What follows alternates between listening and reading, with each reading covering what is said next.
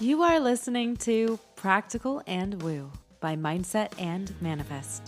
My name is Eden, and I invite you to embark on a journey with me to explore the practical and spiritual edges of the unknown for the purpose of allowing you to embody and empower yourself uniquely as you are and to intentionally create and live a life of freedom and fulfillment.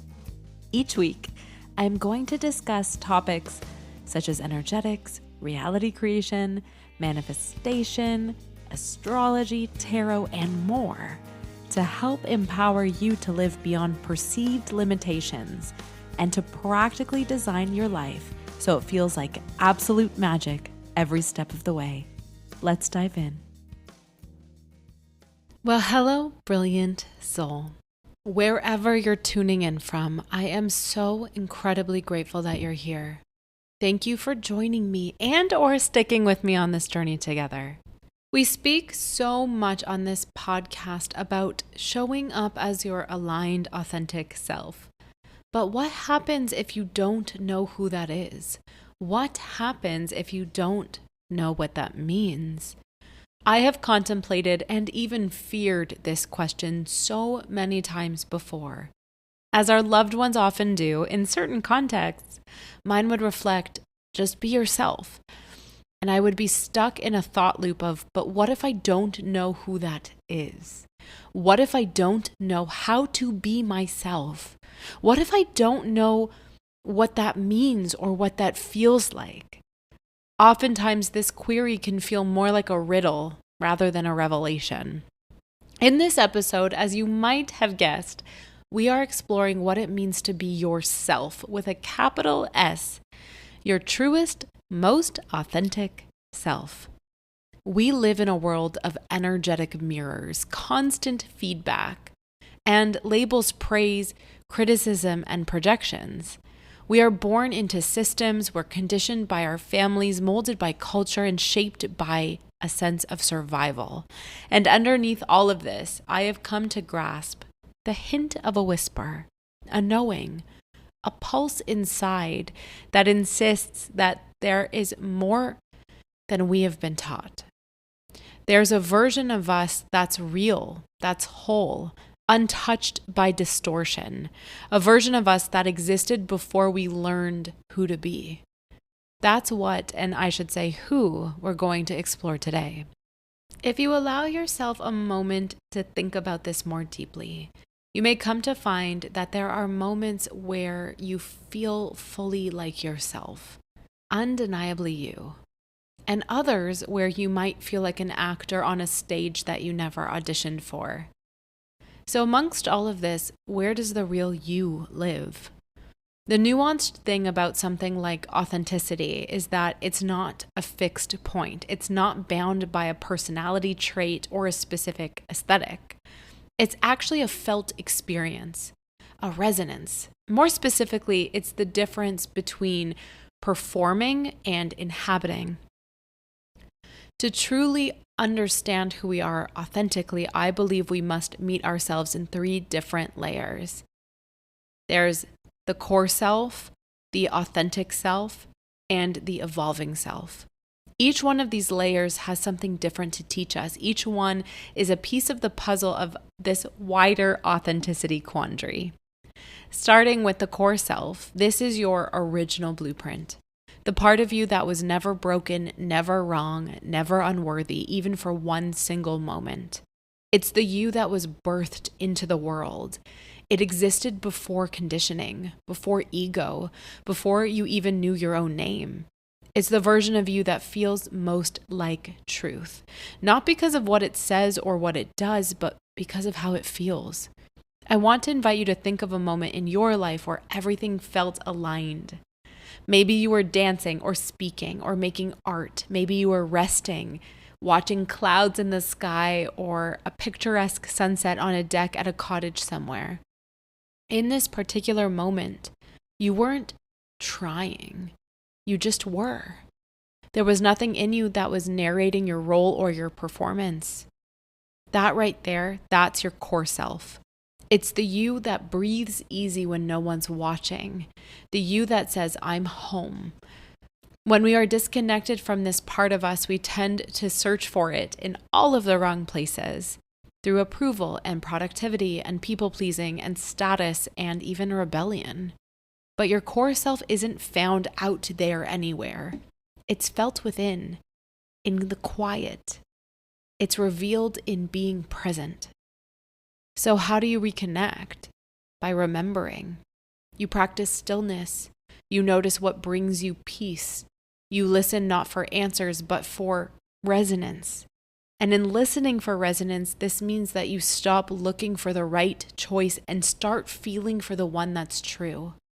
When you learn to trust those kinds of signals, then your life begins to match the essence of who you are, much like what we so often talk about here at Practical and Woo. And if you're wondering, yes, you can still have doubts, you can still ask questions. You'll still reflect and you'll still contemplate, and in fact, you should do all of these things. So instead of asking, what should I do from the perspective of your core self, you might ask, what is resonant with my truth? If the core self is then the essence, the second layer of this is the authentic self, which is the expression of that same essence into the world. It's how your truth walks, talks, chooses, and creates. It's not necessarily about being consistent. It's about being congruent. It's also not about never changing. It's more so about not faking or pretending. It's about learning the courage to be honest about your needs, wants, and virtues. Do you have to sometimes finesse this to serve different contexts in your life? I think so, yes. And your authentic self can still be bold or soft, quiet or radiant. What matters most is considering whether or not what you're doing is because what's expected of you or because of it being real to you. Every now and again, authenticity is misunderstood as the sentiment of this is just how I am. But true authenticity is not an excuse to stay unexamined or unchanged.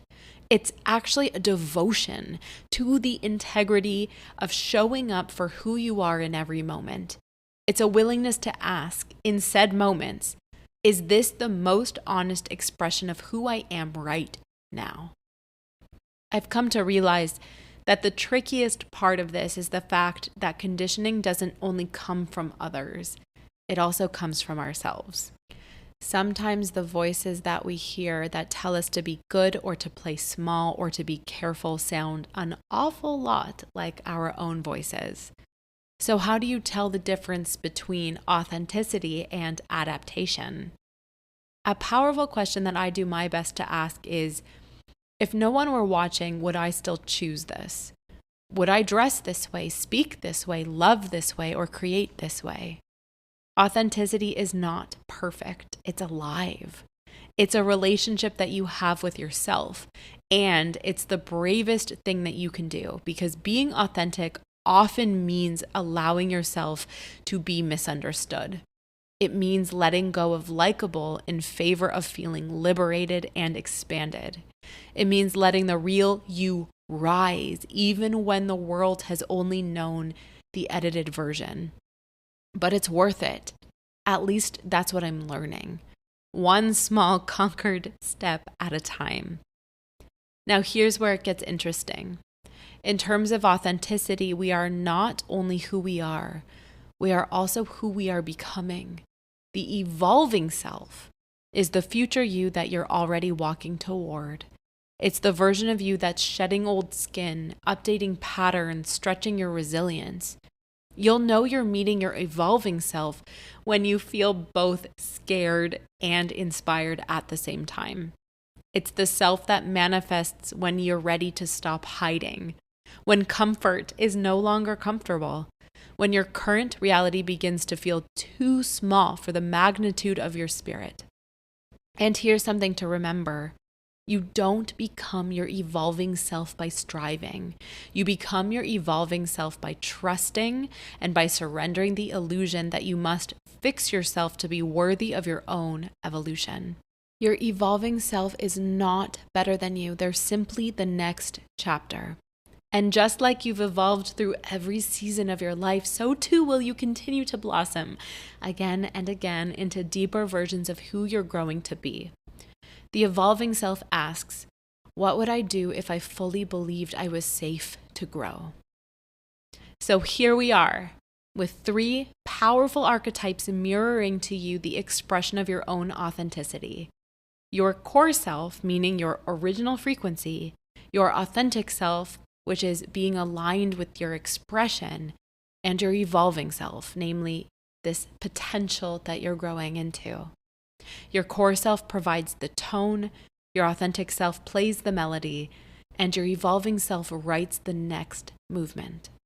When all 3 are in harmony, both together and apart, you feel like you. Being your most authentic self means listening, not only to identify with who you've been taught to be, but to remember who you've always been. And from there, you get to allow that remembrance to move through your choices, your voice, your presence, and your becoming. If today's episode stirred something in you or answered a question that you've before asked yourself, I would love to hear about it. You're also welcome to share it with a friend, leave a review, or tag me with your favorite takeaway.